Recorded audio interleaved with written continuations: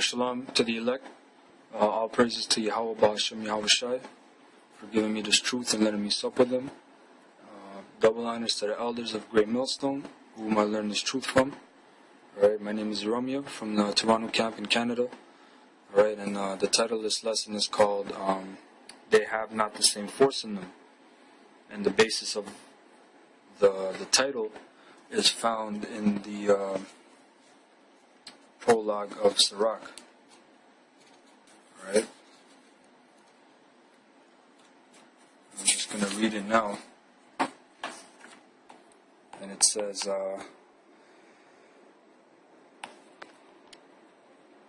Wherefore let me entreat you to read it with favor and attention, and to pardon us wherein we may seem to come short of some words, which we have labored to interpret. Now focus on this word interpret, because it's going to be a very important word to focus on in this lesson. For the same things uttered in Hebrew and translated into another tongue have not the same force in them. And not only these things, but the law itself and the prophets and the rest of the books have no small difference when they are spoken in their own language. So what does this mean?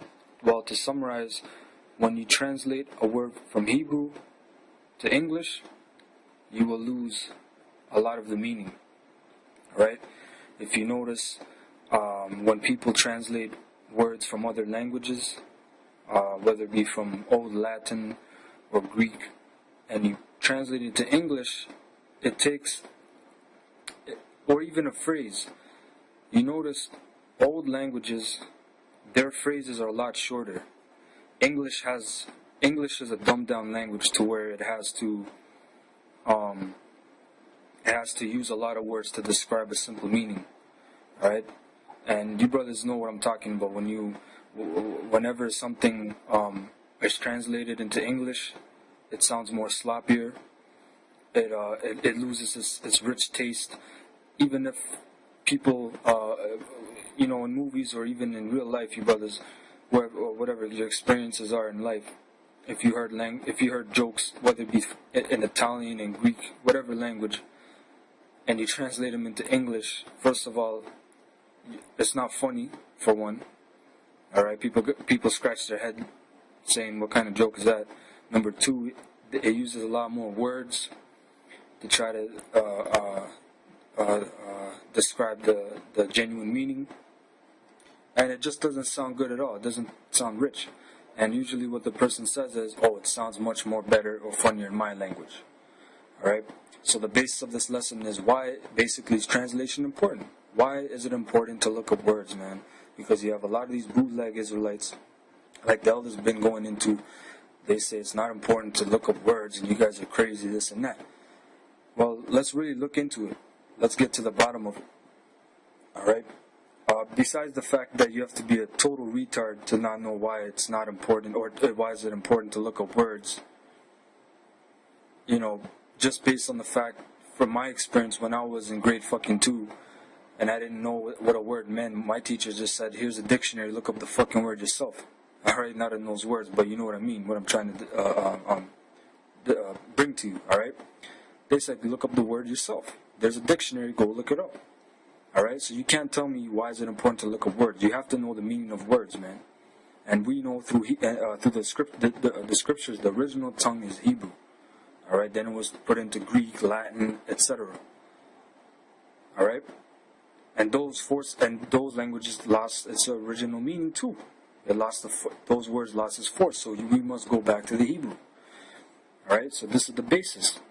And it's a labor to translate. So I told you brothers, focus on this word. Remember the word interpret, because we're going to go into it. Alright, and this is of course not for you slack of mind niggas. Alright, slothful sluggard niggas. Okay, this is for the sincere brothers.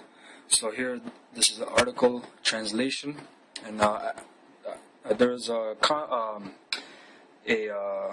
excerpt or a quote, so to speak, or better to say, that I wanted to post up first. This is a separate thing from Wikipedia, but I liked it, so I put it up. Okay, so it says, when words lose their meaning, people lose their freedom. And that's by Confucius 551 to 479 BC, Chinese thinker and social philosopher, right? He was a famous dude. You can look him up. He has many things and quotes. But I just like this quote, so that's why I put it up. When words lose their meaning, people lose their freedom. Right? So, and that's true. Because a lot of people get trapped up. Look how many people got trapped up with the very word hell. Look how many lost souls there are because of the word hell. Look how many people are bound and in spiritual prisons because of the word hell. They think there's a real hell and you gotta go to the fucking the Father and confess your sins and do all this bullshit, alright? And have this worry of hell. Just by that little misinterpretation. Just because they won't look that word up. Okay? And what does the scripture say? The truth shall set you free. You gotta, and how do you get the truth? You gotta work, man. You gotta labor. It tells you a workman that's study to show thyself approved. A workman needeth not to be ashamed. Right? So without further ado, let's go into it. This is translation from Wikipedia. Translation is the communication of the meaning of a source language, right, text by means of an equivalent target language text. Okay?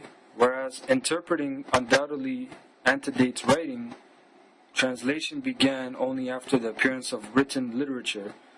There exist partial translations of the Sumerian epic of Gilgamesh, where these niggas are going into, all this debunk that shit, into Southwest Asia, languages of the 2nd millennium BCE. Translators always risk inappropriate spillover of source language, idiom, and usage into the target language translation, which we read about target. So basically, what this means, source language, for example, you have Hebrew, which they translate into target language, which is, for example, Greek, right? Which is where you get the Septuagint from, alright? But what does it say? Translators always risk inappropriate spillover of source language, meaning Hebrew. So you risk basically false translations. And not, sometimes it's on purpose, like the Masoretes, but sometimes it's for the very fact that the target language that you're translating to, it doesn't have the same force, period, man. It doesn't have the same meaning. It doesn't have words that can connect with the source language, alright? That's why it's very important to go back into the original language. Down here, it says, because of the laboriousness of translation, which, what do we read here? The scriptures online. What do we read here? Right? It says, for the same things uttered in Hebrew, wherefore let me entreat you to read it with favor and attention, and to pardon us where we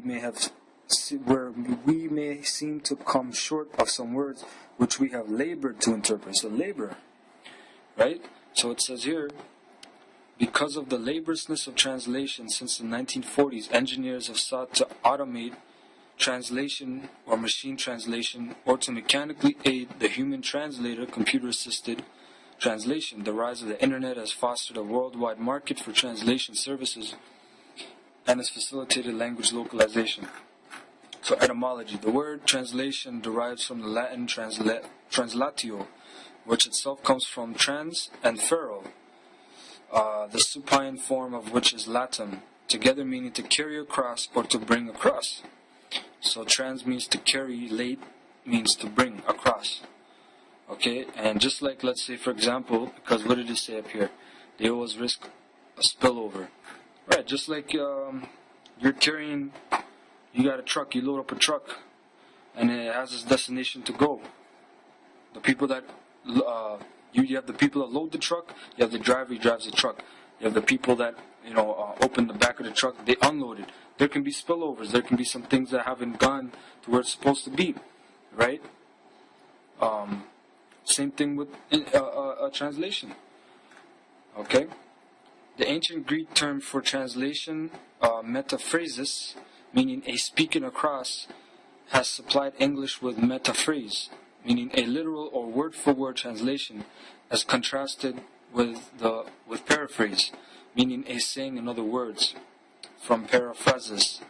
It says metaphrase corresponds in one of the more recent terminologies to formal equivalence, and paraphrase to dynamic equivalence. And also, brothers, try to remember this too.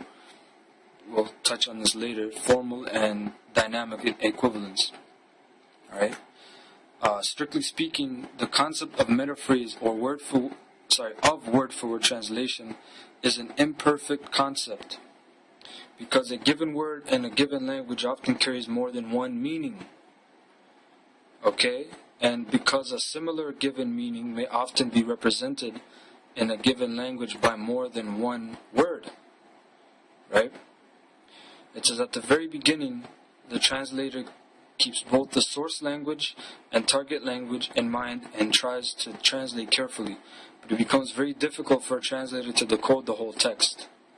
It says, literally, therefore he takes the help of his own view and endeavors to translate accordingly. Which is bullshit, man. Alright, that's where that bullshit dynamic equivalence means, I think he means this or I think he means that. Which is, what you're going to find out is your modern day versions of the Bible, whether it be your American Standard Bible, the New International Version, whatever, is based upon this dynamic equivalence. Alright, which is not a word-for-word translation. So it says, John Dryden, discussions of the theory and practice of translation reach back into antiquity and show remarkable continuities. The ancient Greeks distinguished between metaphrase, literal translation, and paraphrase. This distinction was adopted by English poet and translator John Dryden, who described translation as the judicious blending of these two modes of phrasing when selecting in the target language counterparts or equivalents for the expressions used in the source language. It says, when words appear literally graceful, it were an injury to the author that they should be changed. But since what is beautiful in one language is often barbarous, nay, sometimes nonsense in another, it will be unreasonable to limit a translator to the narrow compass of his author's words. Alright, 'tis enough if he choose out some expression which does not vitiate the sense. Alright? That's important, man. Look up those words. Go into the Hebrew. That's why the elders stress it. There's a reason, man. It says, Dryden cautioned, however, against the license of imitation, example of adapted translation, when a painter copies from the life, he has no privilege to alter features and lineaments.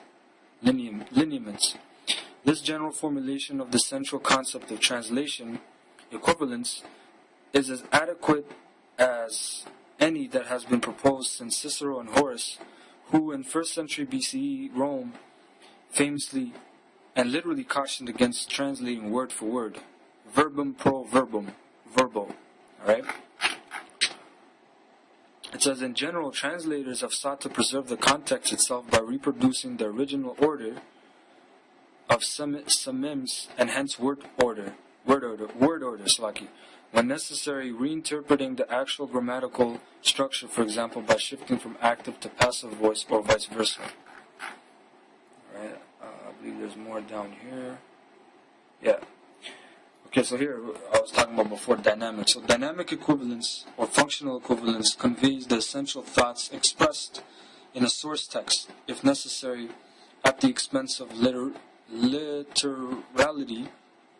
original samim, and word order, the source text active versus passive voice, etc. By contrast, formal equivalence sought via literal translation attempts to render the text literally or word for word, the latter expression being itself a word for word rendering of the classical Latin verbum pro verbum, verbo, if necessary, as at the expense of features natural to the target language. Okay, so that's what dynamic and formal is. Dynamic is the translator, he may put his 2 cents in, or he basically does. He tries to reinterpret it, say, oh, I think this is what it means. And formal equivalence, which is the King James Bible, by the way. The King James is based on a formal equivalent translation, to where they wrote a word for word from the original manuscripts, from the Greek, Latin, and Hebrew. Okay, that was it on that article. Now let's go to this one, philology. All right, which is there's an actual term for the study of languages, or the